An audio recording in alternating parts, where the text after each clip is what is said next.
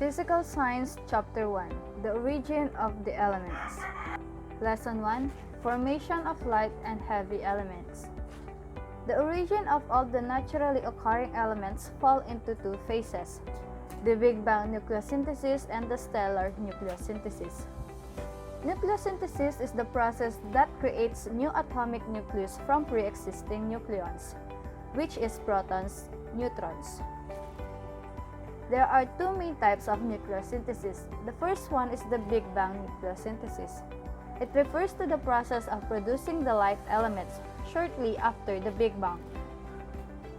The energy and temperature of the universe are extremely high to cause the neutrons and protons to combine and form certain species of atomic nuclei in a process called nuclear fusion.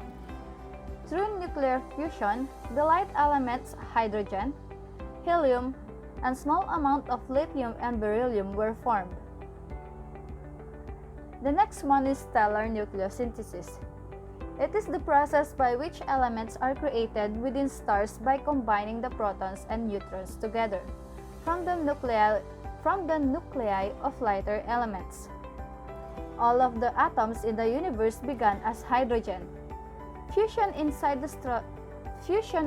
stars transforms hydrogen into helium, heat, and radiation. Heavier elements are created in different types of stars as they die or explode. The creation of heavier elements or formation of heavier elements. The burning of helium to produce heavier elements then continues for about 1 million years. Largely, it is fused into carbon via the triple alpha process, in which 3 helium-4 nuclei are transformed. The alpha process then combines helium with carbon to produce heavier elements, but only those with an even number of protons. The combination go in this order. Carbon plus helium produces oxygen. Oxygen plus helium produces neon. Neon plus helium produces magnesium. Magnesium plus helium produces silicon. Silicon plus helium produces sulfur. Sulfur plus helium produces argon. Argon plus helium produces calcium. Calcium plus helium produces titanium. Titanium plus helium produces chromium, and chromium plus helium produces iron. Next one is the concept of atomic number led to the synthesis of new elements in the laboratory. Chemists in 19th century generally agreed about what particles consisted matter, and agreed that matter consisted of atoms.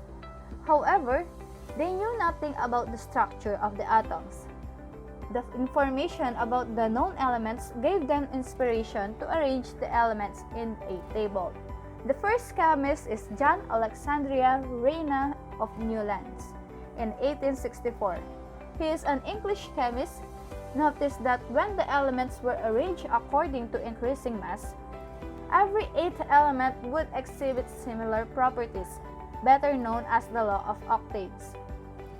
So this is the Newlands arranged elements in octaves.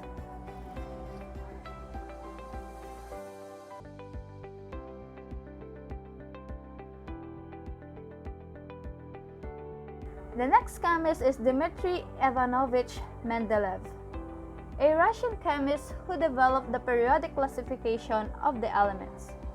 Mendeleev found that when all the known chemical elements were arranged in order of increasing atomic weight, the resulting table displayed a recurring pattern, or periodicity of properties within groups of elements.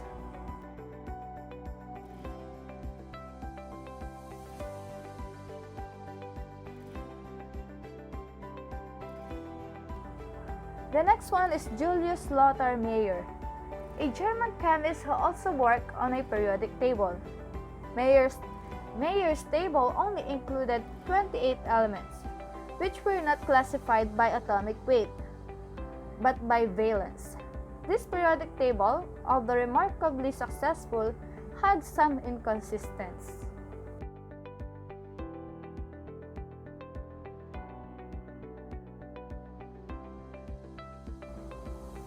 next one is Henry Gwen Jeffreys Moseley, an English physicist who experimentally demonstrated that the major properties of an element are determined by the atomic number, not by atomic weight, and firmly established the relationship between atomic number and the charge of the atomic nucleus. When Moseley arranged the elements in the periodic table by their number of protons rather than their atomic weight, the flaws in the periodic table that had been making scientists uncomfortable for decades simply disappeared.